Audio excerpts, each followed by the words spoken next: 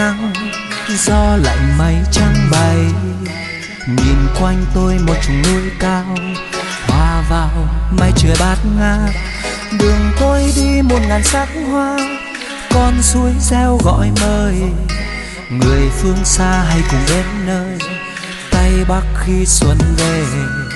Lòng non gương mình đón nắng, đón mùa xuân ghé qua. Rực thang từ xa xa, rừng đào hoa ban thơm ngát. Ở nơi đây họ đón xuân, đơn giản nhưng yên bình. Ai cũng sẽ đến một lần đến nơi Tây Bắc khi xuân về. Xuân về trên rừng núi, nâng chén ta chúc mừng. Cầu một năm bình an, ấm no cho bản làng. Xuân về trên rừng núi, mùa để làng ta được ấm no, hạnh phúc suốt đời.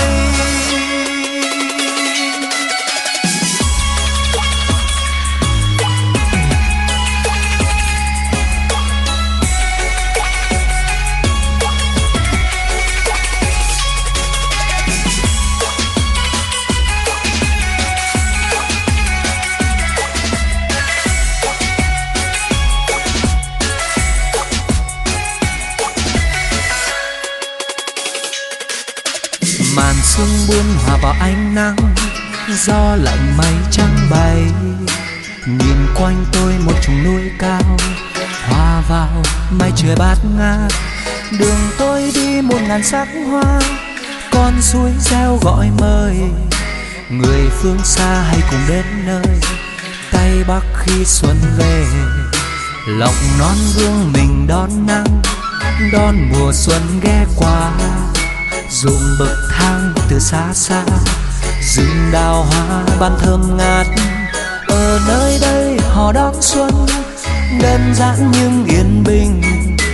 Ai cũng sẽ đến một lần đến nơi Tây Bắc khi xuân về.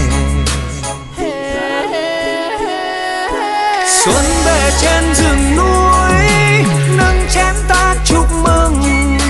Cầu một năm bình an, ấm no cho bản làng.